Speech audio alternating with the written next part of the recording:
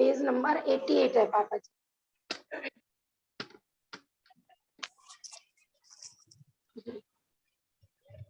देखो हमने जो प्रथम अध्याय पढ़ा था उसका हमारा विषय क्या था।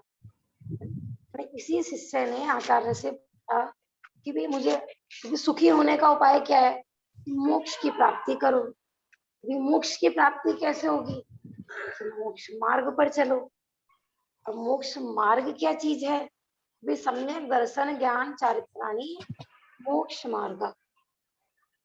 तो उसमें ये प्रश्न उत्तर आया था कि हमें सम्यक दर्शन, सम्यक ज्ञान, सम्यक चारित्र की प्राप्ति करना चाहिए क्योंकि यही मोक्ष मार्ग है। अब प्रश्न ये था कि सम्यक दर्शन कैसे करें, सम्यक ज्ञान कैसे करें, सम्यक चारित्र कैसे करें। सबसे पहले हमने देखा था कि तत्वार श्रद्धानम सम्यक दर्शनम, कि भी तत्वों का श्रद्धान करो तो सम्यक दर्शन होगा। अभी तत्व कितने कि जीवा जीवाश्रव बंध संबंध निर्जरा मोक्षास तत्व। अभी भी अब इनको कैसे समझे, जीव किसे कहते हैं, जीव किसे कहते हैं। हमें 7 तत्व की का श्रद्धान करना है, सम्यक दर्शन करना है। इनको हम समझे कैसे, तो फिर सूत उत्पन्न हुए थे हमारे नाम स्थापना द्रव्य भाव तन्यास है ना। 4 निक्षेपों से समझो, अनियोग द्वारों से समझो। 8 अनियोग द्वार आए थे, सत्संख्या क्षेत्र स्पर्शन कालांतर भावाल्प बहुत पश्चय, ठीक है ना। इस तरह से आया था। दूसरा ये आया था भाई प्रमाण से समझो और ऐसे समझो। तो प्रमाण की जब चर्चा चली थी कि भाई प्रमाण कैसा होता है कि 5 प्रकार का होता है, मति श्रुत अवधि मन पर्याय के प्राणी ज्ञान। तो हमें कोई भी वस्तु समझनी है तो भैया 5 ज्ञानों से समझो, प्रमाण से नहीं। और प्रमाण के बाद उसको नए से समझो। ये हमारा सारा विषय चला था प्रथम अध्याय में, ठीक है ना। तो लेकिन उसमें सबसे पहला ये था कि भाई इनसे समझे, आपने ये सब तो बता दिया। अब समझे कैसे, अब हमें सबसे पहले समझना है जीव। क्यों, क्योंकि 7 तत्वों के श्रद्धान को सम्यक दर्शन कहते हैं। तो अब हमें नए से, अब हमने प्रमाण से तो देख लिया था, ठीक है ना। प्रमाण से माने संपूर्ण वस्तु का ज्ञान, भाई जीव जानने देखने वाला वो जीव होता है। अब प्रश्न ये कि जीव कैसे होते हैं, कहाँ रहते हैं, कितने प्रकार के होते हैं। तो फिर दूसरे अध्याय में अब हमारी जीव की चर्चा प्रारंभ हो रही है ना, क्योंकि इसका नाम है तत्वार्थ सूत्र। तो यह और तत्वार्थों के शब्दान को सम्यक दर्शन कहते हैं। तो यह सारे तत्वार्थों की चर्चा चलेगी। तो वो हमारे सबसे पहले अब जीव तत्वार्थ की चर्चा प्रारंभ होती है और वो लगभग हमारे चौथे अध्याय तक सिर्फ जीव तत्वार्थ की चर्चा चलेगी, ठीक है ना। अपन देखो देखते हैं। अब देखो इसमें जीव को भी अपन 2 तरह से देखते हैं, एक तो शुद्ध जीव, ठीक है ना। अब इसमें जो चर्चा चलेगी वो माने विकारी जीव की, संसारी जीव की यहाँ पर चर्चा प्रारंभ होगी। संसार में जीव कितने प्रकार के होते हैं, किन किन विवाह परिणामों में होते हैं और कैसे कैसे होते हैं। प्रारंभ में देखो इस जिसका जो प्रथम सूत्र है वो हो सकता है आपको लगभग थोड़ा सा कठिन लगे, लेकिन बाद में पूरा अध्याय बिल्कुल सरल है, बिल्कुल सरल है।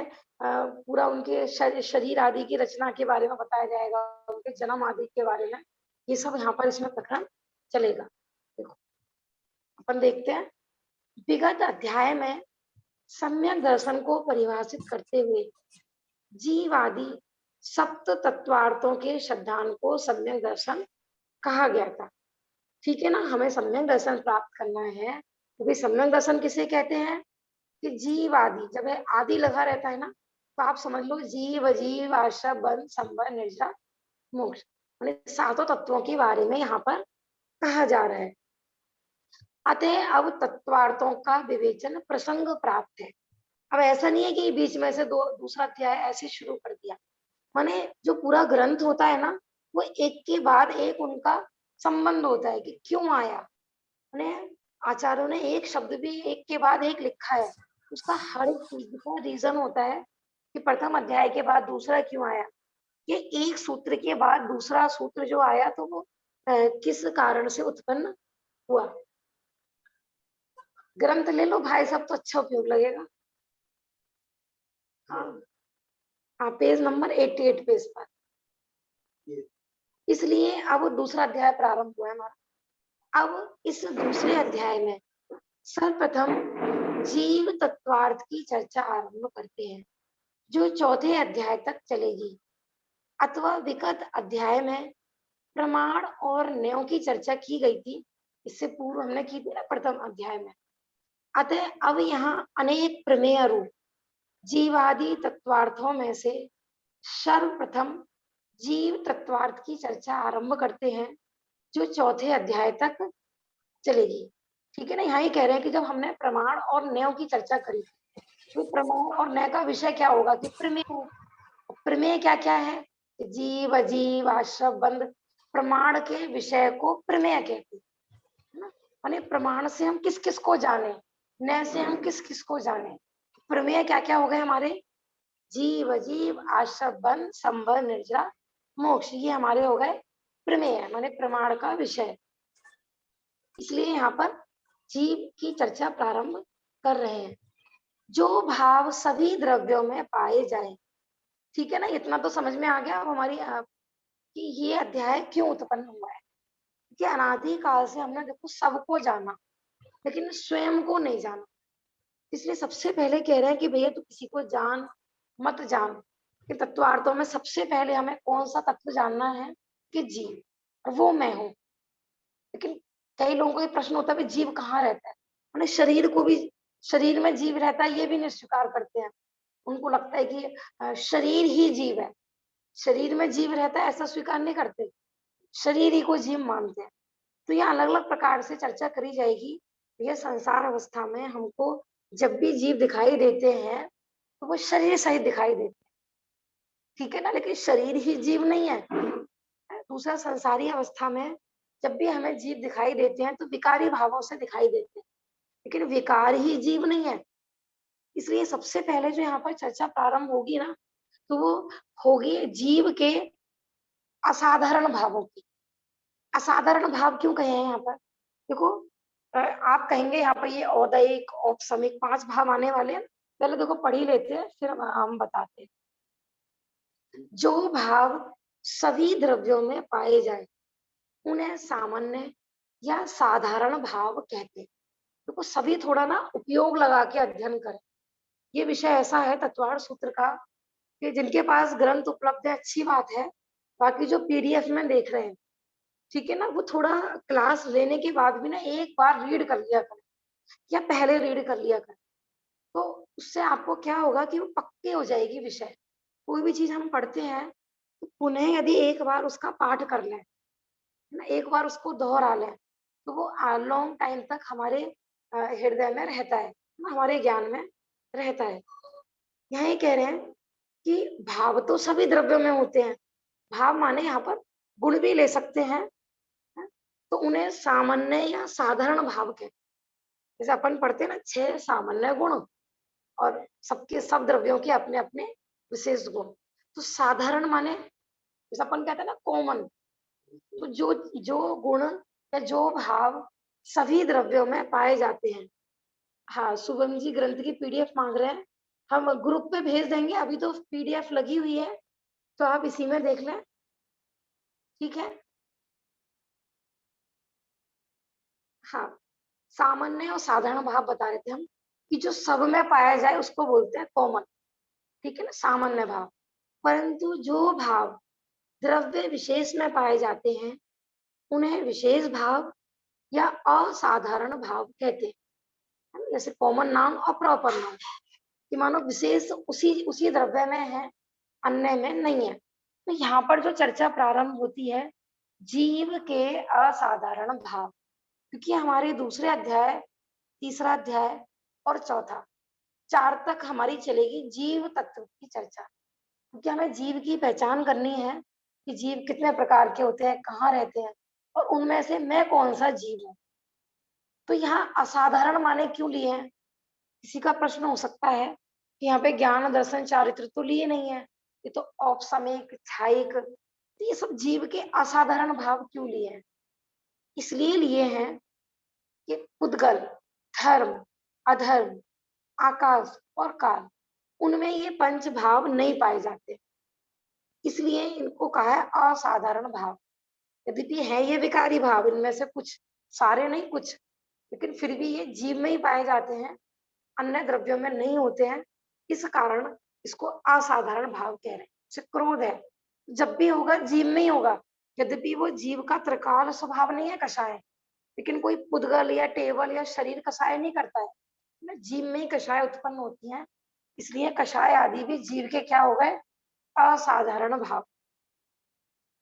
अतः अब यहाँ सर्वप्रथम आत्मा की पहचान के लिए जीवों के असाधारण भावों की चर्चा आरंभ करते हैं। यह चर्चा 7वें सूत्र तक चलेगी।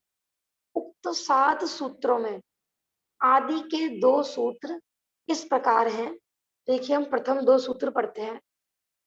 औपसमिक छायकौ भावौ मिश्रस्य जीवस्य स्वतत्व मौदैक परिणामिकौ च द्विनवाष्टादशैक विशन्ति त्रिभेदा यथा क्रमम। ठीक है ना, ये 2 सूत्र हैं। प्रथम सूत्र में 5 भावों के नाम बताए हैं और द्वितीय सूत्र में उनके भेद बताए हैं। ठीक है ना, हम इनके डिटेल में भी चर्चा करेंगे। पहले अपन इनका थोड़ा शब्दार्थ देख लेते हैं। देखो नीचे भी लिखा हुआ है औपशमिक, जी में एक औपशमिक भाव होता है, एक छायिक भाव होता है, और मिश्र माने औपशमिक और छायिक को जो मिला के बने उसको बोलते हैं छायोपशमिक भी कहते हैं, और इसी का ही दूसरा नाम है मिश्र। फिर चौथे नंबर पे है औदैक, सूत्र में भी है ना, स्व तत्व मौदैक, संधि करेंगे तो औदैक। परिणामिक माने परिणामिक, ये 5 भाव जीव के स्व तत्व है, असाधारण भाव है। यह स्व तत्व से ऐसा मत समझना कि ये कोई ज्ञान दर्शन सुख वीर्य की तरह अनादि अनंत भाव है। ठीक है ना, जीव में ही उत्पन्न होते हैं, यद्यपि ये कर्म कर्म आदि के निमित्त से होते हैं, लेकिन होते जीव में है। इस अपेक्षा से स्व तत्व बताए जा रहे हैं। उक्त 5 भावों के क्रमशः, अब जैसे जैसे जैसे ऊपर सूत्र में नाम आए हैं ना, तो उसी प्रकार हम इनको क्रमशः लगाएंगे। जैसे औपसमिक भाव है, इसके 2 2 छायिक भाव है तो 9, छायोपशमिक भाव है तो उसके 18 भेद, छायिक भाव और फिर हाँ 21 भेद औदैक भाव के, और परिणामिक के 3।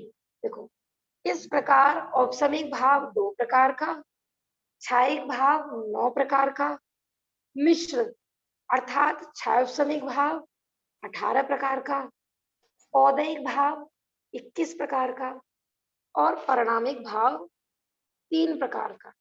इस प्रकार टोटल कितने हो गए, इस प्रकार ये सभी मिलकर हो गए 53 भाव, जो भाव मात्र जीवों में ही पाए जाते हैं। इसलिए ये जीव के स्वतत्व हैं, असाधारण भाव है। ठीक है ना, इससे ये भी पता लग रहा है कि हम सब ये सोचते हैं ना, कर्म ने किया, कर्म ने किया, हम क्या करें, क्या करें, कर्म बेचारे, कर्मों ने हमें मार रखा है, कर्मों ने हमें मार रखा है। इन्हें बता रहे हैं कि नहीं भाई, तेरे में उत्पन्न होते हैं, तेरा ही अपराध है ये सब। जीव को अपनी गलती भाषित हो, इसलिए भी यहाँ पर विकारी भाव आदि को जीव का कहा जाता है। ठीक है ना, क्योंकि कर्म तो पुद्गल है, कर्म कोई ना हमें जबरदस्ती रुलाते हैं, जीव स्वयं उनसे बंधता है, स्वयं उनको आमंत्रण देता है तो कर्म आते हैं। अब अपन एक एक करके ना ये देखेंगे, ये उपशम क्या है, छायिक क्या है, छायोपशमिक क्या है, इनके बारे में देखो थोड़ी थोड़ी परिभाषा दी हुई है। कर्मों का फलदान सामर्थ्य रूप से उद्भव रूप भाव वह उदय है। क्या कह रहे हैं, देखो यहाँ पर उदय की परिभाषा दी है यहाँ पर कि उदय किसे कहते हैं। जैसे देखो कह रहे कर्म, हमने जितने भी अपन कर्म बांधते हैं, कहते हैं ना हंसते हंसते बांधते हैं और रोते रोते भुगतने पड़ते हैं। अब वर्तमान में जैसे रोग का उदय चल रहा है, ये सब क्या है, और उस रोग के उदय में अपन दुखी भी हो रहे हैं। तो कर्म के उदय में अपने परिणामों का जुड़ना, ये सब कहलाते हैं औदैक भाव। कर्मों का फल दान सामर्थ्य रूप से, माने कर्म जितने भी अपन कर्म बांधते हैं तो वो तुरंत एकदम जस्ट उदय में नहीं आता है, बंधने के बाद उसमें थोड़ा सा अबाधा काल होता है, माने वो थोड़ी देर के लिए रुकता है, और फिर वो उदय में आता है। तो उदय माने कि अब वो फल देने की तक शक्ति रखता है। उदय उसी को ही कहते हैं कि जिस समय वो हम उससे पूरे जुड़े हुए हैं। अब उसके ऊपर होते हैं कि ज्ञानी जीव जुड़ते नहीं है और अज्ञानी जुड़ जाता है। अब जैसे मनुष्य गति चल रही है किसी को, या तिरंज गति चल रही है, तो ये 4 गति का उदय चलता है, ठीक है ना। तो जिस गति का उदय होता है, हमारे उस रूप ही परिणाम होते हैं। ये कहलाते हैं औदैहिक भाव। देखो, उदय है कर्म में, और कर्म के निमित्त से जीव के परिणाम जुड़ना, वो कहलाएगा औदैहिक भाव, ठीक है ना। कर्म का तो हो गया उदय, और उस उदय में जीव के परिणाम जुड़े, वो हो गए औदैहिक। और भी इसमें लगा सकते हैं, जैसे औदैहिक भाव के भेद आते हैं ना, 4 गति, कषाय। अब जिस कषाय का हमारे उदय आया, पूर्व में हमने कोई कर्म बांधा कि भाई हमें इस समय इस कषाय का उदय होगा, अब उस उदय में हमारा जुड़ना, तो वो हो गया औदय, हमारा भाव। ऐसे अब जरूरी नहीं है कि जीव जुड़े ही जुड़े, माने जीव स्वतंत्र है, क्योंकि अच्छा चलो कोई बात नहीं है, बैठ जाओ। हम्म, उदय उदय समझिए, ठीक है ना। उदय तो सब समझते हैं ना, कोई भी कर्म हमने बांधा और फिर जब वो पक्के तैयार हो जाता है, उसको विपाक भी कहते हैं। जैसे एग्जाम्पल आता है ना कि हमने आम का बीज बोया, ठीक है ना, फिर आप धीरे धीरे पहले उस पे छोटी आमी आती है, फिर बड़ी आती है, और जब वो पक्के तैयार हो जाता है ना, कहते किसी की ताकत नहीं है कि उसको चिपका दे पेड़ से। नियम चाहे कोई तोड़े या नहीं तोड़े, वो गिरेगा ही गिरेगा। ऐसी कर्म जो हमने बांधे हैं, क्योंकि 3 लोक में किसी की ताकत नहीं है कि अब उनके उदय में आने से उसको रोक भी सकता है ना, तो स्वयं जीव भी अपने परिणामों से, है ना, जैसे उसमें संक्रमण हो सकता है उसकी, या जीव अपने स्वरूप में मगन हो जाए, तो उसको पता नहीं लगेगा कि कब उदय में आके चला गया, है ना। जैसे वर्तमान में बीमारी चल रही, तो उदय 4 जीवों के सेम आया, बिल्कुल सेम कंडीशन की उदय की बिल्कुल बीमारी है। अब एक उस बीमारी से ज्यादा जुड़ रहा है ना, उदय तो पूर्व कर्म का है, और एक उसमें नए दुगने तिगने बांध रहा है, ये भी हो सकता है। एक कम बांध रहा है, ये भी हो सकता है। और ये भी हो रहा है कि एक बांध ही नहीं रहा हो। तो जरूरी नहीं है कि जब जब कर्म का उदय हो, तो हम उसमें नए कर्म बांधे ही बांधे। जैसे कल चर्चा चल रही थी ना, वर्तमान में भी अभी भी ऐसे ज्ञानी श्रावक भी मौजूद हैं कि जो वर्तमान परिस्थिति से जूझ रहे हैं, और फिर भी अपने धर्म नहीं छोड़ रहे हैं, है ना। अपना धर्म के प्रति उनका श्रद्धान जरा सा भी शिथिल नहीं हो रहा है। कर्म का उदय आया है, उसको समता भाव से देख रहे हैं और जान रहे हैं, तो वो सह रहे हैं। इसमें भी ऐसा लगता है कि जबरदस्ती सह रहे हैं। कहते हैं जीव, ज्ञानी जीवों का जीवन कैसा होता है कि दर्पण की तरह, कि अग्नि झलके तो ठीक है जी, गर्म नहीं होते, पानी झलके शीतल नहीं होते, बर्फ झलके तो ठंडा नहीं होता। दर्पण जैसा स्वभाव ज्ञानी जीवों का होता है कि कर्म का उदय अच्छा झलके तो भी ठीक है जी, हम तो उसके ज्ञाता है। बुरा झलके हम तो उसके ज्ञाता है। कोरोना झलके हम तो उसके ज्ञाता है। स्वस्थ हो गए हम तो उसके, कि बीमारी हुई थी किसमें, पड़ोसी में, परद्रव्य में, और ठीक किसके हुई है कि पड़ोसी के, मैं तो उसका ज्ञाता हूँ। देखो, कहना सुनना अलग बात होती है, इन चीजों का प्रैक्टिकल करना अलग बात है ना। अपन पढ़ रहे हैं, लेकिन आप अपने जीवन में कितना फॉलो कर रहे हो वास्तव में, वो स्वाध्याय है आपकी। खाली हमने इनकी परिभाषा पढ़ ली कि इसको कर्म का उदय कहते हैं, कि जब अपने पे कर्म का उदय आता है ना, अपन उसको कैसे फेस करेंगे, उसको कैसे समता भाव रखेंगे, ये अपना सब प्रैक्टिकल का विषय है। और आज वर्तमान में ये सब हमारे एग्जाम के दिन चल रहे हैं और फेल होते रहे ना, बार बार एग्जाम होते रहेंगे हमारे, ऐसे ही, है ना। जैसे कह रहे ना, अभी पिछले साल हम परीक्षा में फेल हो गए, तो फिर दोबारा एग्जाम, फिर तो जब तक फेल होते रहोगे ना, तो एग्जाम तो होते रहेंगे, जब तक आप अगली क्लास में नहीं चढ़ोगे। और कई बार फेल हो गए तो भैया आओ, जाओ भैया, अब स्कूल से भी आपको बाहर, जाओ भैया, 4 गति 84 लाख योनियों से जहां से आए थे वहीं वापस आओ। उदय, उदय को अपन समझ रहे थे। हाँ, कर्मों का फल दान सामर्थ्य रूप से उद्भव रूप भाव उदय, माने जिसका जितने समय उदय लिखा है ना, उससे पहले अपन कुछ नहीं कर सकते उसमें, है ना। 1 महीने आपकी बीमारी लिखी है कर्म के उदय में, तो वो 1 महीने तक उदय चलेगा। लेकिन इसके भी क्या है, कर्णन योग में ना थोड़ा सा इसका अलग से किस प्रकार से उदय आता है वो भी वर्णन है। यहाँ भी वो प्रसंग नहीं है, कभी उसको अलग से लेंगे। निषेक रचना जिसको बोलते हैं कि कर्म का उदय भी ना स्लॉट्स में आता है, एक जैसा नहीं होता है। मानो जैसे हमारे 1 महीने बुखार रहा, तो ऐसा होता है ना, किसी दिन 5 बुखार हो गया, किसी दिन हम कहते हैं आराम सा है, फिर अगले दिन पता लगा कि और ज्यादा हो गया। तो ये बीच बीच में ऐसा उसमें उतार चढ़ाव जो होते हैं ना, ऐसे अलग अलग स्लॉट्स में आता है। उदय उदय हो गया, उदय समझ में आया। हाँ जी भाभी जी। हाँ, फिर दूसरे नंबर पे उपसम के अनुद्भव रूप भाव व उपसम है। इसको पहली लाइन से जोड़ दीजिए कि कर्मों का फल दान सामर्थ्य रूप से अनुद्भव रूप भाव वह उपसम है कि कर्म का उदय तो था, लेकिन हमने परिणामों के निमित्त से उतनी देर के लिए अपने कर्म के उदय को दबा दिया। कई बार होता है ना कि तीव्र कर्म का उदय था, लेकिन हमारा उपयोग कहीं और था, तो हमें पता भी नहीं लगता। तो ये उपसम जो बताया जा रहा है यहाँ पर, ये मोक्ष मार्गी जीवों को ही होता है, इसको उपसम कहते हैं। इसको ऐसे भी ले सकते हैं अपन कि जैसे हमें कहीं जाना होता है, यद्यपि हमारी पूरा जो पूरा मंथ है हमारा पूरा बिजी शेड्यूल है, उसमें हमें एक दिन के लिए भी उसमें टाइम नहीं। लेकिन जब हम काम मानो हमें 3 दिन के लिए कहीं यात्रा पर जाना है, तो हम 3 दिन के लिए अपने सारे कार्यों को क्या कर देते हैं, सारे कामों को पहले करके या आगे करके उनको उस जगह को खाली कर देते हैं। 3 दिन के लिए है, हमने उस स्थान को खाली कर दिया। तो ऐसे ही यहाँ पर कह रहे हैं कि कर्म का उदय तो था, लेकिन हमने परिणामों के निमित्त से उन कर्मों को दबा दिया, उसको बोलते हैं उपसम। जैसे इसका एग्जाम्पल भी आता है। भाभी अ, जी, हाँ जी। ये उदय में आने से पहले ही दब जाता है या फिर उदय में आता है उसके बाद दबाने की कोशिश करते हैं? हाँ, देखो मैं बताती हूँ इसमें इसमें ऐसा होता है, ये जो होता है ना, ये जो यहाँ जो उपसम चल रहा है, ये तो ये जो चल रहा है ये मोक्ष मार्गी जीवों को होता है।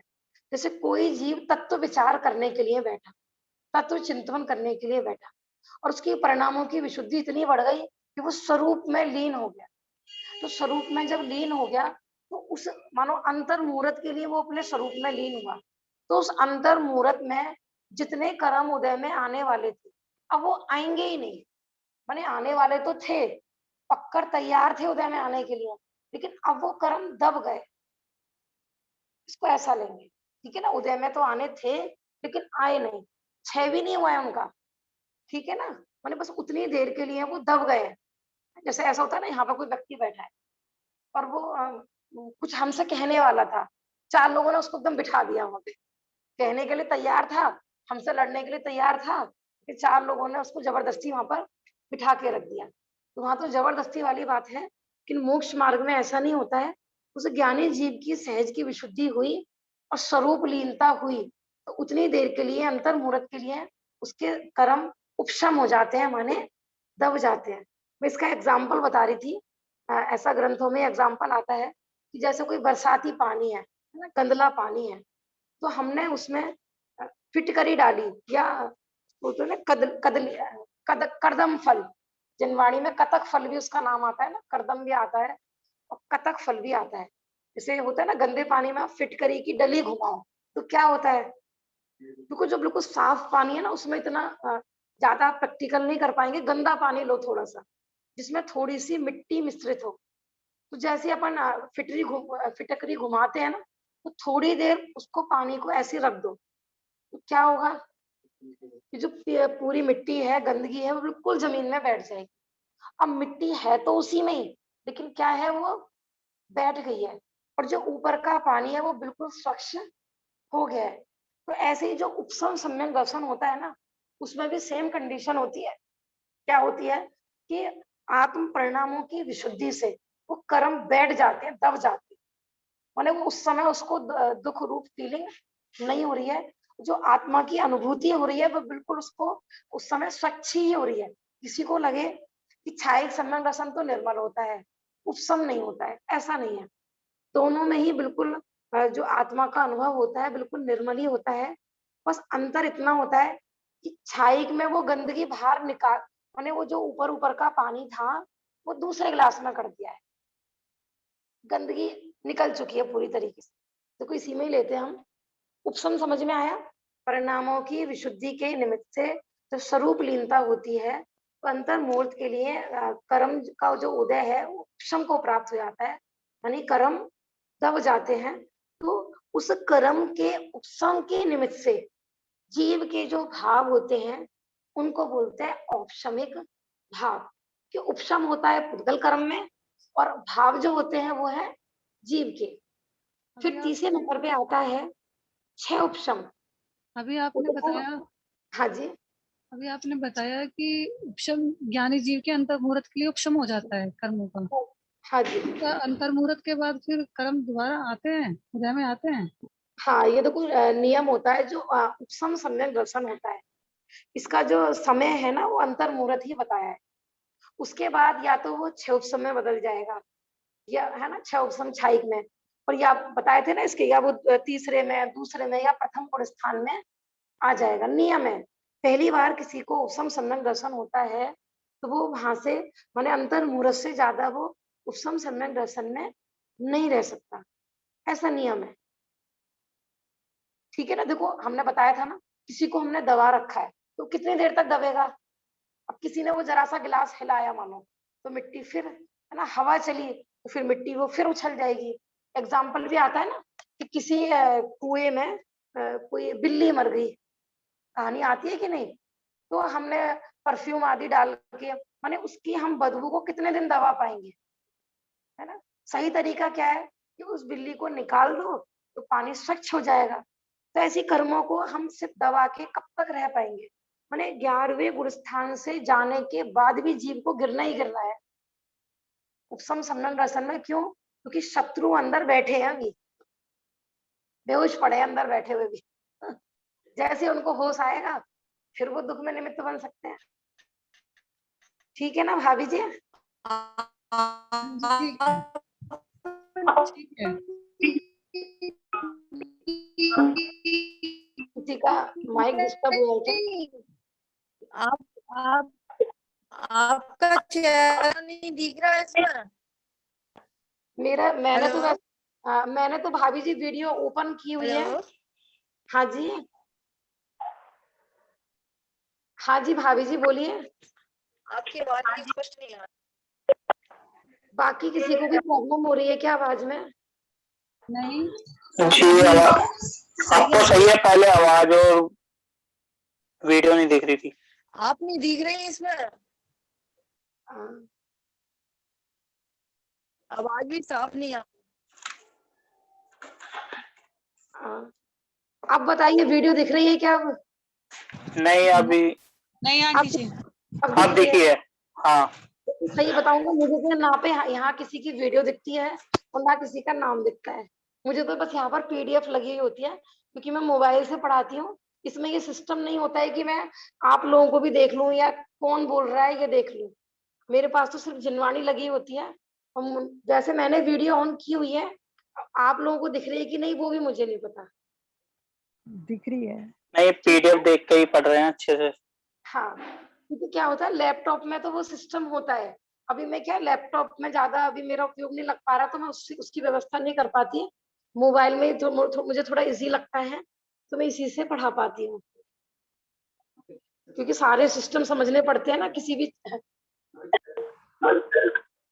अच्छा, हाँ अभी सूचना आई है उस्मानपुर का मंदिर सुबह 6 से 7 ही खुलेगा, उसके बाद नहीं खुलेगा। तो कल और शीघ्र करें सब। अभी तक तो 7:30 8 तक खुल रहा था। जो उस्मानपुर के लोग हैं वो 7 से पहले ही देव दर्शन करके चले जाएं, ऐसा। क्योंकि जैन समाज में भी आज कई घटनाएं हुई हैं यहाँ पर, तो लोगों की सुविधा के लिए। देखो वर्तमान कंडीशन तो बिगड़ती जा रही है। इसमें यही है कि हम अपनी स्थिरता, अपने तत्व ज्ञान को कैसे कायम रखें, और वो अभ्यास से ही होगा, है ना। आए दिन जैसे मैं ज्योति भाभी ने साथ मैसेज लगा रखा था ना, है ज्योति भाभी, कि हे भगवान कल का सूर्य ऐसा उदय करना कि किसी भी ग्रुप पे ओम शांति नहीं भेजनी पड़े। ठीक है ना? तो हम देखो किसी के कर्म के उदय को नहीं बदल सकते। अच्छी बात है, आपकी अच्छी भावना है कि आप अच्छी भावना भा रहे हो कि भाई जगत में ऐसे नहीं हो। पर उसमें यही है कि हम कर्म के उदय को तो नहीं रोक सकते, लेकिन हम अपने तत्व ज्ञान के आधार पर उस कर्म के उदय को अपन को कैसे फेस करना है, ये अपने को दृढ़ता लानी है। तो वो दृढ़ता कैसे आएगी कि स्वाध्याय के आधार से आएगी कि जितना स्वाध्याय करोगे, और स्वाध्याय भी कैसा कि मात्र पढ़ने पढ़ाने तक ही नहीं, प्रैक्टिकल। आज बात चल रही थी ना कि अभी तो वहां से वहां ये हो गया वो हो गया, अभी तक तो भैया बाहर से खबर आ रही है, कल को अपने घर में भी तो हो सकता है ना, और हो भी रहा है। बहुत सारी साधर्मी बहनें हमारी जूम पे बैठी हुई हैं कि जो स्वयं अपने घर में भी उन्होंने ये प्रॉब्लम फेस की है। तो कहने वहां आग लग गई, कहाँ वहां आग लग गई है ना, अपने घर के पेड़ की जड़ें भी अब आग लपेट रही है, तो इसलिए हमें सतर्क हो जाना चाहिए है। हाँ, इष्टोपदेश की गाथा ही है, मूल गाथा है कि एक जीव पेड़ पे बैठा हुआ है और जंगल में चारों तरफ आग लगी हुई है, और वो कह रहा है देखो वहां आग लग गई, वहां आग लग गई, वहां आग लग गई, वो जल गया, वो जल गया। लेकिन वो ये झांक के नहीं देखता कि वो आग उसके पेड़ की जड़ों पे भी प्रारंभ हो गई, और दूसरे जंगल के बीच में बैठा है। ठीक है ना, हमने कल परसों बात चल रही थी ना, जब गुप्ती के बारे में हमारी गोष्ठी चल रही थी कि इस संसार में कोई ऐसा गुप्त स्थान नहीं है कि जहां हम कर्म के उदय से बच पाएंगे।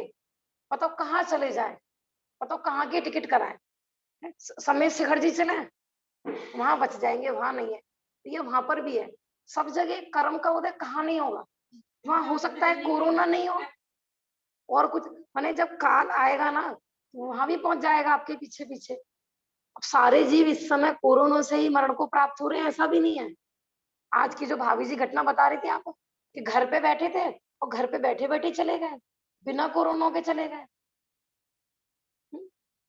क्यों? उदय चल रहा है ना यहाँ पर कि आयु कर्म का उदय, आयु पूरी हो चुकी थी उनकी, किसी के भय के कारण उदीर्ण हो रही है, किसी की किसी कारण उदीर्ण हो रही है। तो यही है कि जो वर्तमान की स्थिति, जितना आप तत्व ज्ञान कर सकते हो है ना, अपने घर के लोगों को भी, भले ही वो रोग से ग्रस्त हैं या कोई भी है, इस समय देखो आर्थिक परेशानी से भी बहुत लोग जूझ रहे हैं है ना। अपने समाज में ऐसे ऐसे परिवार हैं कि बिल्कुल उनकी रोजगारी कुछ भी नहीं है, उनको ये भी नहीं पता कि कल की रोटी की व्यवस्था हो पाएगी कि नहीं हो पाएगी। जो सामर्थ्यवान है, मैं उनके लिए कह रही हूँ कि आपके आसपास कोई भी साधर्मी हो, कोई भी हो, ठीक है ना, इस समय तो कोई भी हो, अपने को जितना बने है पूर्व कर्म के पुण्य के योग से अपन सामर्थ्यवान हो है, आपको धन संपत्ति मिली है और निरोगी शरीर है, यदि इस समय में भी आप सामर्थ्यवान हो, कर सकते हो, तो तन मन और धन से तीनों प्रकार से आपको जो भी दिखे इस समय हेल्प करनी है ना। कुछ जीव ऐसे, सब तरह के जीव हैं। अभी हमारे एक रिलेटिव में ही आया था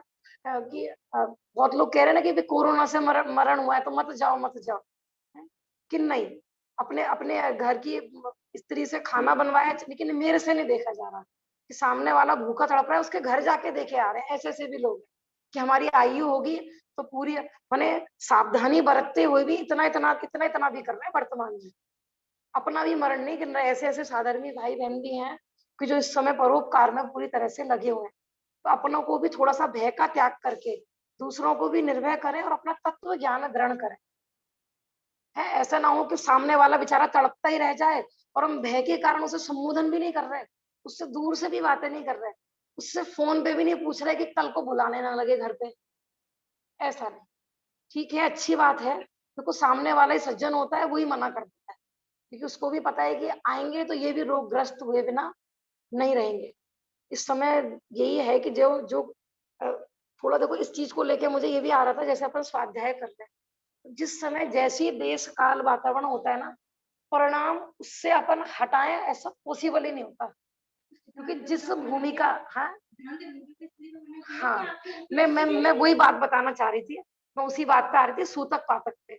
लोगों का प्रश्न होता है ना कि सूतक पातक में स्वाध्याय क्यों नहीं करते, क्यों नहीं करते, तो ये चीज अब फीलिंग हो रही है। उन्हें देखो स्वाध्याय में कोई भी विषय चल रहा हो, लेकिन हम जो वर्तमान कंडीशन चल रही है ना, उससे अपने को अछूते नहीं रख पा रहे। अब चाहे कोई रिश्तेदार ना कितनी दूर का हो और हमने उसकी बचपन में भी चेहरा देखा है और हमें सूचना मिली कि वो चला गया, तो वो हमारा पूरा बचपन घूम जाएगा उसको लेकर। है, स्वाध्याय करेंगे तो उपयोग में वही आएगा। लगता है कि नहीं, मैंने सच में मतलब वो धन्य होते हैं ज्ञानी जीव कि जो उस समय की परिस्थिति से प्रभावित नहीं होते। इसलिए कि जो अल्प पुरुषार्थी जीव होते हैं देखो ये कोई मैं सिद्धांत नियम नहीं बता रही हूँ, मैं अपनी फीलिंग बता रही हूँ कि अल्प पुरुषार्थी जीवों को इसलिए सूतक पातक में स्वाध्याय करने के लिए, सिद्धांत ग्रंथों के लिए इसलिए मना किया होगा। हाँ, अब देखो हम स्वाध्याय कर रहे हैं, सूचना आई अमुक की डेथ हो गई है, वहां डेथ हो गई है, उपयोग नहीं लगता परिणामों में। हाँ हाँ, तो उस समय ना वैराग्य चिंतन ही ख्याल में आता है, जगत का स्वरूप ही ख्याल में आता है, नेचुरली लगेगा ही नहीं। उससे हम आप कोई भी कठिन से कठिन ग्रंथ लेके बैठोगे उपयोग नहीं लगेगा। तो अपन कहते थे ना कि राजा महाराजाओं को नहीं लगता था, भरत चक्रवर्ती के इधर पुत्र उत्पन्न हो रहा है, वहां वो केवल ज्ञान की पूजन करने जा रहे हैं। तो माने वो इतने पुरुषार्थी होते होंगे कि मानो उनके, देखो वैसे तो जो महापुरुष होते हैं उनके जीवन में ऐसे वियोग के दुख नहीं होते हैं, लेकिन फिर भी कर्म का उदय तो कहीं भी नहीं छोड़ता। चक्रवर्ती आदि को नहीं ले और महापुरुषों को ले सकते हैं कि इधर उन्हें वियोग हो रहा है फिर भी प्रभावित नहीं हो रहा है। सच में वो मुझे घटना याद आ रही थी, शायद मैंने सुनाई थी आपको, गांधी जी के जीवन की सुनाई थी कि मैं मेहमान विदा करके आ रहा हूँ। तो कितनी अंदर का पुरुषार्थ चाहिए कि अपने फैमिली मेंबर को शमशान में दफना के आ रहा है और कह रहे कि वो मेहमान था। हाँ, अपने सगे बेटे का बात है। 15 साल से एक मेहमान आया हुआ था, आज उसको विदा करके आया। बताओ, है ताकत इतनी? हमने इतनी ताकत सामर्थ्य पैदा की है कि नहीं? अभी तो वहां आग लग रही है, वहां बहुत लोग कहते शुभ शुभ बोलो, ऐसा क्यों बोल रहे हो? अपने पुत्र का नहीं हो सकता क्या? अपने पति का नहीं हो सकता क्या? अपने माता पिता का नहीं हो सकता क्या? इसलिए सारी चीजें सोच के बैठ जाओ भैया। ऐसा कि नहीं नहीं नहीं नहीं वहां हुआ है, नहीं नहीं मेरे घर में नहीं होगा, नहीं बेटा शुभ शुभ बोल, ऐसा नहीं।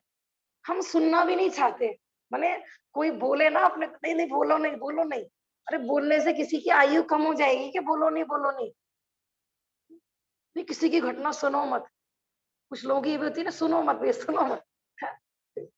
ये ज्ञानी जीव ज्ञान कहते हैं कि जानने का निषेध नहीं करना है, जानने का निषेध करना माने एक इंद्रिय पर्याय में जाने की तैयारी करना। यद्यपि ठीक है कमजोर लोगों के लिए ऐसा कहा जाता है, लेकिन ज्ञानी जीव पूरब की तेरे में भी ज्ञान की पावर नहीं है, कैसे केवल ज्ञान लेगा? तेरे केवल ज्ञान में अभी तो एक जरा सा माने जितने तेरे रिलेटिव है ना उनका ही तेरे को बीमारी फेस दिख रही है, और वहां तो पूरे तीनों लोगों के जीवों का दुख दिखाई देगा उसमें। हाँ, और ये भी दिखाई, यहाँ तो एक ही भव के रिलेटिव दिखाई दे रहे हैं, वहां पर अनंत भवों के रिश्तेदार दिखाई देंगे। वो मर रहा है, वो रो रहा है, उसे कोई मार रहा है, वो जल रहा है, वो कट रहा है, कैसे कैसे फेस करोगे? इसलिए बताया है कि पहले वीतरागता होती है फिर केवल ज्ञान होता है। पहले कषाय का अभाव होता है इसलिए केवल ज्ञान होता है। और कषाय कैसे, अपन जिस भूमिका में हमारी कषाय मुंह कैसे मंद पड़ेगा, कि तत्व ज्ञान के अभ्यास जितना बने उतना। जैसे अनुमान से या जो भी ज्योतिष लोग ज्योतिषियों पर भी जा रहे हैं, सब तरह से पता कर रहे हैं भी कितने दिन बीमारी रहेगी। मैं तो कहूँ कितने दिन भी बीमारी रहेगी, अपने को तो एक ही काम करना है। 12 वर्ष का अकाल पड़ा था, तो जो जो थे कल्याण करने वाले उन्होंने अपना कल्याण कर लिया। भगवान नेमिनाथ की वाणी में आया कि भैया 12 वर्ष बाद द्वारिका नगरी जलेगी। सुन के क्या किया लोगों ने, थोड़ा कमाई कर लें, थोड़ा बैंक बैलेंस इकट्ठा कर लें, परेशानी में काम आएगा, थोड़ा भी खा पी लें, अगले जन्म में डिश पता नहीं मिले नहीं मिले, मनुष्य पर्याय में खाने को मिला है। भोगी जीव ऐसे ऐसे सोचते हैं, और ज्ञानी जीव कि भैया ये मनुष्य पर्याय व्यर्थ ना चली जाए, कल्याण कर लो।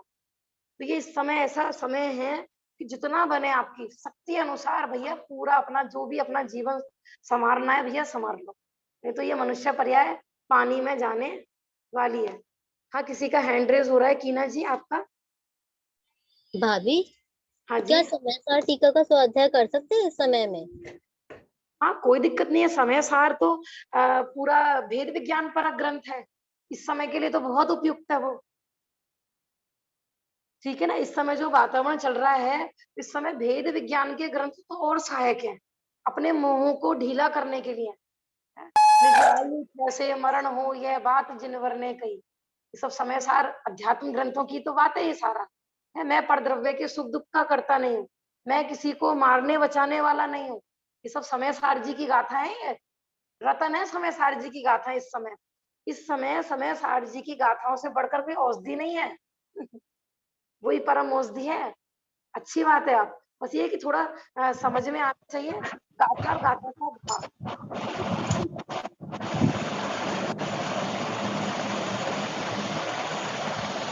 आप जो समय सार की गाथा के बारे में बोल रहे हो, तो जी वो पीडीएफ मिल जाएगी? हाँ जी, समय सार की पीडीएफ भेज देंगे हम। हाँ जी, तो वो भेज देना। कई दिनों से माइंड में था मेरे। इसका देखो ना, हिंदी पद्यानुवाद का आप इस समय रोज पाठ कर सकते हैं। वो उससे क्या है, जैसे आप गाथा का पाठ करते हैं, आपको अर्थ की फीलिंग नहीं होती। लेकिन आवाज कट रही है भाभी आपकी। प्लीज स्पीकर बंद करिए। किसी का माइक ऑन है, इसलिए आवाज डिस्टर्ब हो रही थी। तो मैं ये बता रही थी कि आप उसका पद्यानुवाद का पाठ करो। एक और है इस समय में, जैसे कुंद कुंद शतक है, तो वो क्या है, कुंद कुंद खतरे की जो परमागम, तो उसमें से जो मतलब मुख्य मुख्य जो गाथा है उनका वो कलेक्शन है, उसको बोलते हैं कुंद कुंद शतक।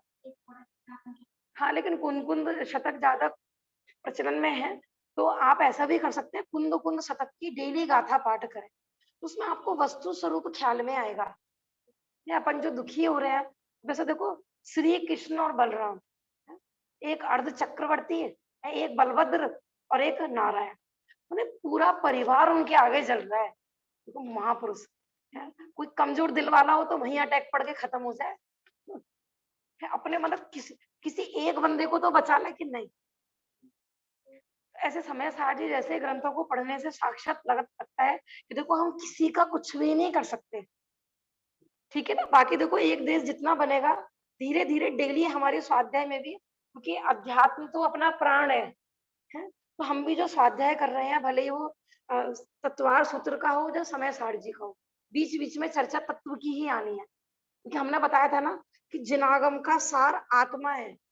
किसी भी जिनवाणी में आत्मा की बात नहीं आए तो समझो वो जिनवाणी है ही कहाँ, ठीक है ना। तो जितना कोशिश होगा बीच बीच में अपन भी तत्व ज्ञान भेद विज्ञान आ ही जाता है, क्योंकि भेद विज्ञान के बिना इसको पढ़ने का क्या है ना, इसका भी नाम तत्वार्थ सूत्री है। और समय सारजी में भी तत्वार्थ की ही चर्चा की गई है वहां पर, है ना। वहां पर भी यही अधिकारों के नाम है, जीवा जीव, पुण्य पाप, संबर, निर्जरा, यही वहां पर भी अधिकारों के नाम है। बस उसमें मुख्यतः भेद विज्ञान की है, ठीक है ना। हमने कहा था एक को बतासे में दवाई दी जा रही है और एक को डायरेक्ट कड़वी दवाई दी जा रही है, बस अंतर इतना है। तो तत्वार्थ सूत्र में अपन बताशे में दवाई इस तरीके से जीव को देखेंगे, और समय सार में प्योर दवाई माने शुद्ध आत्मा समय सार में उसको देखेंगे, ऐसा। बाकी इसके इस ग्रंथ के बाद हमारा समय सार का ही था, हम अभी तो पीडीएफ भेज देंगे, ठीक है। बाकी देखो कई लोगों का आ रहा था कि इस समय परिणामों की विशुद्धि के लिए, क्योंकि हमारी जो ये चर्चा चलती है 7 से 8 और 8 से 9, और दिन में भी आप फ्री रहते हो, चांस आपको देखो फ्री क्या आप दे सकते हैं ना टाइम कितना स्वाध्याय के लिए दो, क्योंकि हमारे 24 घंटे में तो किसी का माइक ऑन है। प्लीज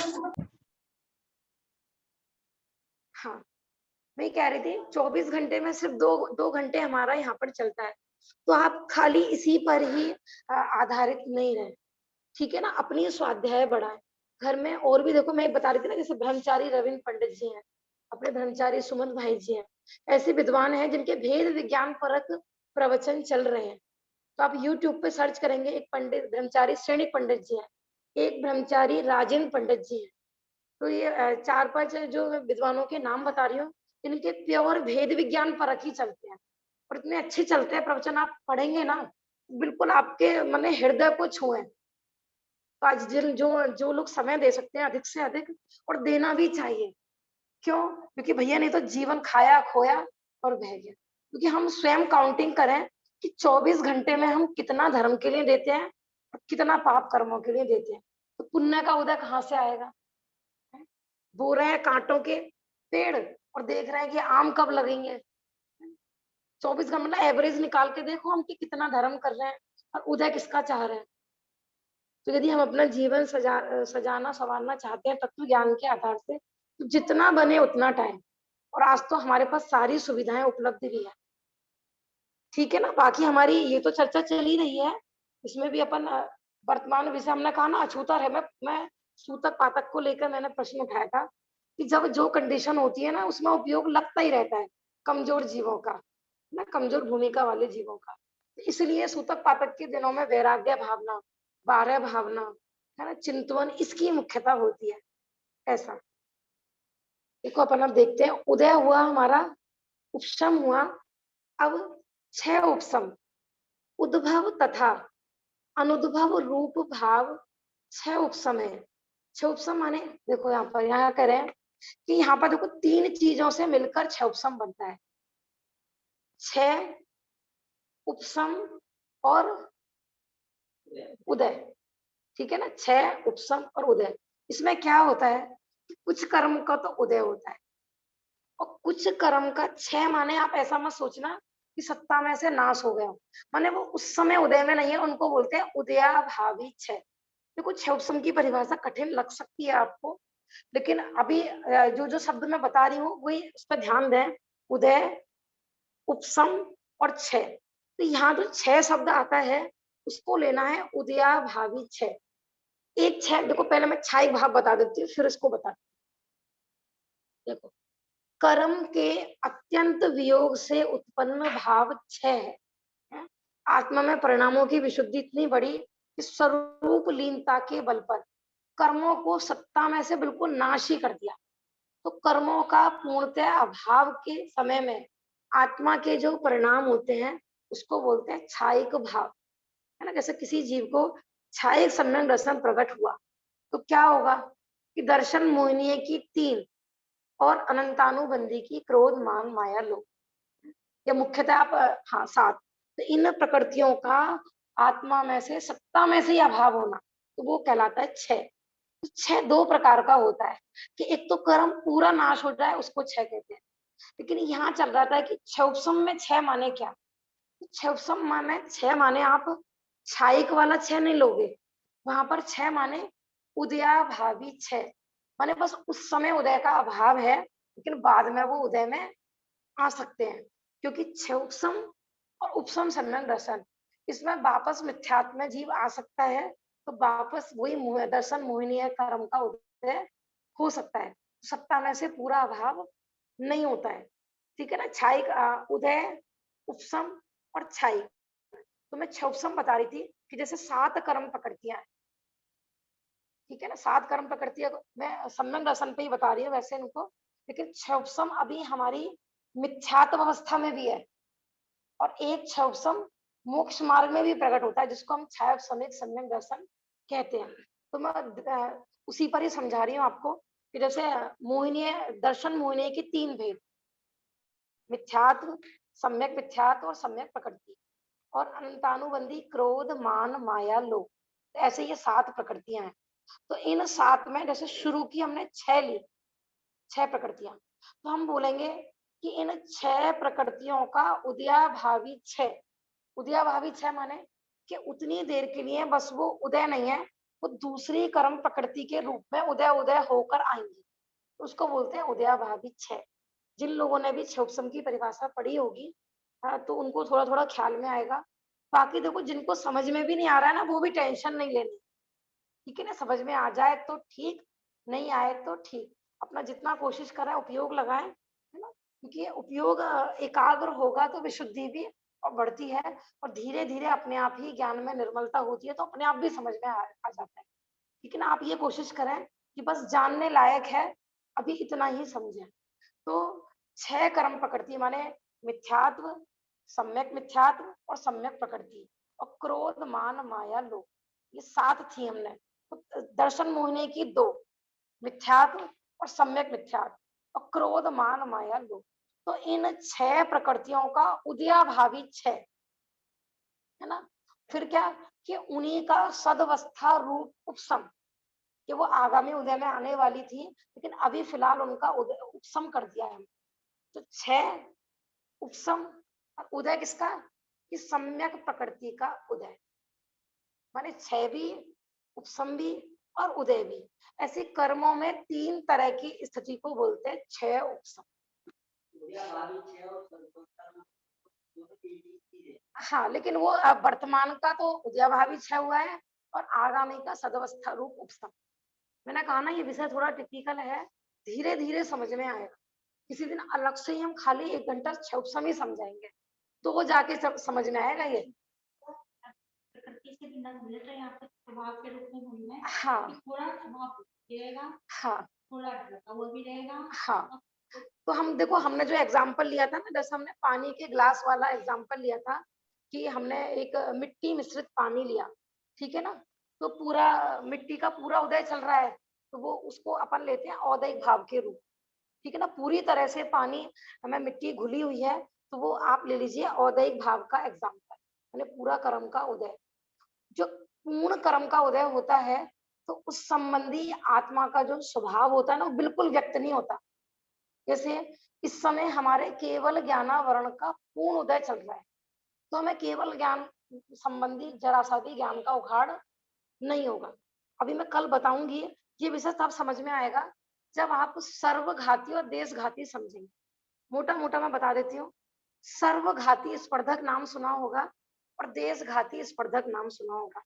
सर्वघाती माने कि जब उस संबंधी कर्म का उदय होता है ना, तो उस समय आत्मा का स्वभाव बिल्कुल भी व्यक्त नहीं होता, जैसे कि आघाती कर्म, ठीक है। और देशघाती माने जैसे कि सम्यक प्रकृति के उसके उदय में हमारा स्वभाव भी व्यक्त रहता है। तो जो क्षौपसम सम्यक दर्शन होता है ना, तो उसमें सम्यक दर्शन भी होता है और मलिनता भी होती है। हम कहते हैं ना, उसमें चल मल और अगाढ़ दोष लगते हैं। उसमें यही है कि सम्यक दर्शन भी है, लेकिन सम्यक प्रकृति का उदय चल रहा है, सम्यक दर्शन तो नहीं छूटा है, लेकिन उसमें दोष लगा रहा है बस, ठीक है ना। आगे आगे और भी क्लियर होगा, क्योंकि ये आने वाले हैं। जब क्षौपसमिक भाव आएगा ना, तो वहां अपन और क्लियर करेंगे इसको। अभी सिर्फ पानी का एग्जाम्पल ही देके अपन खत्म कर रहे हैं, क्योंकि बहुत हमारे जो श्रोता वर्ग हैं वो 2 घंटे बैठते हैं, तो हम इसको लेट समाप्त करते हैं, तो आगे की वो भी लेट हो जाती है। तो मैं पानी के ग्लास वाला उदाहरण दे रही थी कि पूर्ण तरह पानी में मिट्टी मिश्रित है, तो उसको आप उदय उदय का एग्जाम्पल रूप में लेंगे, ठीक है ना। और मिट्टी पूरी बैठ गई है, उसको अपन लेंगे उपसम के दृष्टांत रूप में। फिर पानी हमने दूसरे ग्लास में खाली कर दिया है, मैंने पूर्ण स्वच्छ है, मिट्टी को पूरी तरह से निकाल दिया है, तो उसको अपन लेंगे क्षय, है ना। कर्म इसी तरह से क्या हुआ बेटा, पूरी क्षय। और क्षय समय क्या लेना है कि जैसे वो मिट्टी बैठी हुई थी और हमने ग्लास हिलाया, हल्का सा हिलाया, तो अभी थोड़ी मिट्टी बैठी हुई है, थोड़ा पानी स्वच्छ भी है और थोड़ी सी मलिनता भी आ गई है। इसको बोलते हैं क्षय उपसम। इस तरीके से, क्योंकि ये जो हमारा पारिणामिक भाव है, वो कर्म के उदय, उपसम, क्षय उपसम और क्षय, इनके निमित्त से रहित है। वो सहज जीव का स्वभाव है, इसलिए परिणाम भाव में वो एग्जाम्पल नहीं लगेगा। उसमें पूर्ण स्वच्छ पानी ही लेना है, पानी मात्र लेना है, ऐसा, ठीक है। बाकी बाकी की चर्चा अपन कल करेंगे, समय हो गया है हमारा।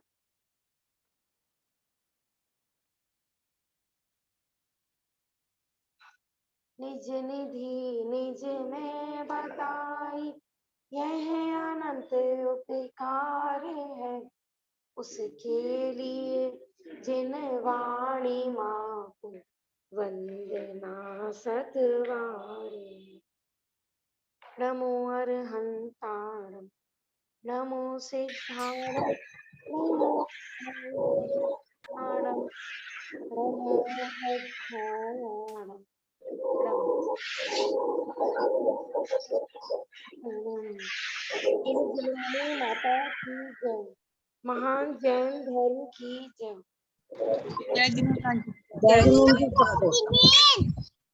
जय आंटी जी। अम्मा जय जिनेंद्र। जय जिनेंद्र। अब यहाँ पर 8 से 9 की क्लास लगेगी। आज ये सही तरह कनेक्ट नहीं था, तो कुछ सुनाई नहीं पड़ रहा था सही तरह। वो भाभी जी, मुझे लगता है आपके नेटवर्क प्रॉब्लम हो रहे हैं, बाकी और किसी को प्रॉब्लम नहीं हुई है। हाँ जी, अब आगे की कक्षा प्रारंभ हो रही है।